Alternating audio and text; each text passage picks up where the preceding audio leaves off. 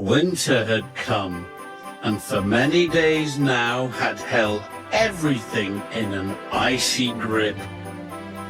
The countryside was frozen hard, trees were white with frost, and icicles hung from bridges and water columns.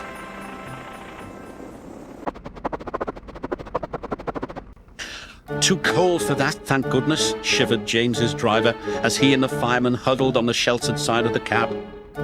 James had an open footplate, and every day his crew came to work muffled to the eyebrows in scarves and jerseys. Sometimes water columns froze too, and then the engines could not get the water they needed. But this never happened at the workstation, and one day, when the frost seemed harder than ever, James's driver stopped him beside the water column there. "We'll give you a good topping up while we can," he said. "There's no telling when we might get some more." James shivered as the icy water cascaded into his tender, but he knew his driver was right. They filled James's tank to the brim because the fireman forgot to tell the driver to turn the tap off. Water overflowed onto James's tender, making him shiver again. "Right," said the fireman, jumping down to the footplate. "Let's be off. I want to warm myself up shoveling coal." "We can't go yet," laughed the driver. "They haven't finished loading the luggage van." "Well, I wish they'd hurry," grumbled the fireman, blowing on his hands. "I'm frozen from standing on that tender."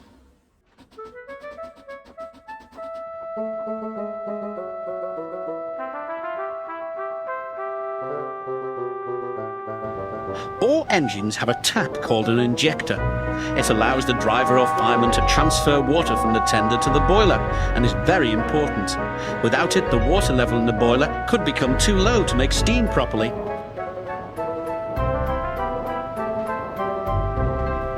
They had not gone far before James felt thirsty. "I need a drink, please," he said.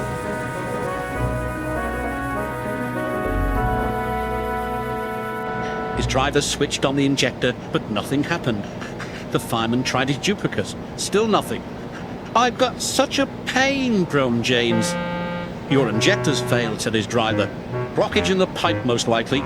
We'll have to stop and deal with your fire. Can't go on without water." The work sent a diesel, whom James had never met, to help him.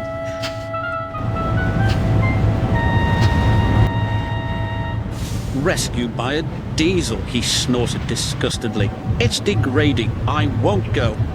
But he soon changed his mind, because now that his fire was down, his boiler was cooling, and he could feel the icy wind.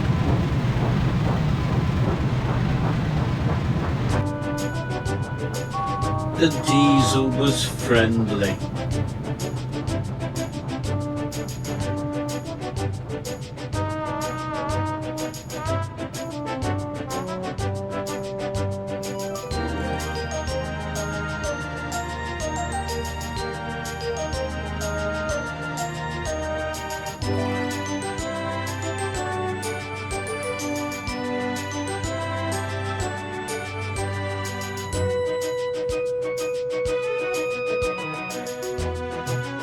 James was quiet at first, but by the time they reached the works, the diesel had won him over, and the two of them were chatting like old friends.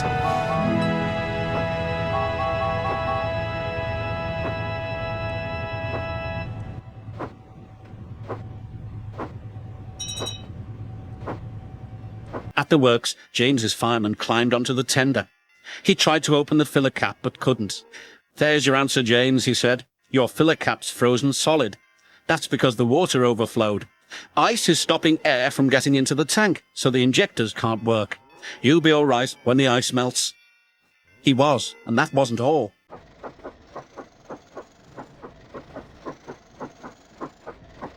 Thanks to his new friend from the works, even James now admits that diesels can be useful engines too.